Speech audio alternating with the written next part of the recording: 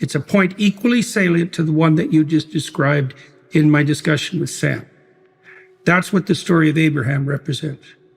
Because what God promises Abraham is that if he maintains a certain pattern of orientation and conduct, that not only will he have a son, which was an impossibility for him and his wife, but that he will literally be the father of nations. And so what that story is encoding is a pattern of sacrificial attitude that most optimally ensures the preservation of genetic material across the broadest range of possible situations as indefinitely into the future as can be imagined. And that's what it means mythologically to act in the light of eternity, right? It's that you're not, and this is also, I think, where people like Dawkins go seriously wrong, and the evolutionary biologists in general, people like Sigmund Freud even, is that reproduction is not sex. Sex is a fragment of reproduction. Like reproduction is sex for mosquitoes. Reproduction is sex for psychopaths. But it's not reproduction. Sex is not reproduction for people who are engaged in this higher order process of maximally inclusive reciprocal altruism.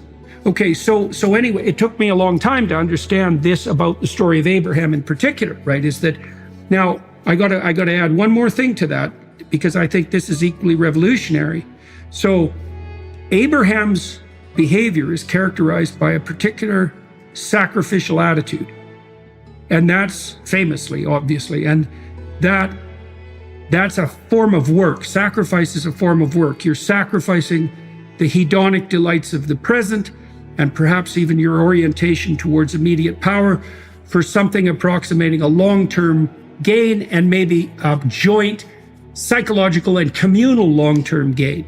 That's sacrifice. Now, human sacrifice, we work. And once we know that, and that's established in the story of Cain and Abel, by the way, it's like it starts with Adam and Eve, because they're doomed to work after the fall. Cain and Abel established two patterns of sacrificial behavior. Abraham is a manifestation of one of those patterns of sacrifice.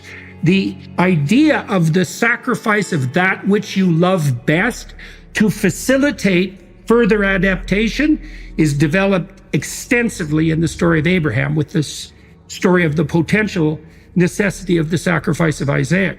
And that's played out in its full manifestation in the gospel stories. And the culmination of this, and I can't see how it can be any other way, frankly, is that the most appropriate form of sacrifice that guarantees the best possible outcome, all things considered, is the full and radical voluntary sacrifice of the self in relationship to the highest possible good.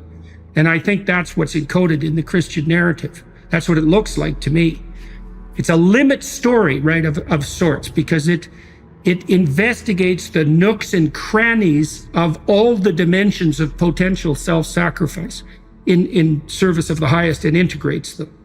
And so anyways, that's partly what this new book is about, but that's where my thought has gone further with regard to the point that you made about what happened in Vancouver.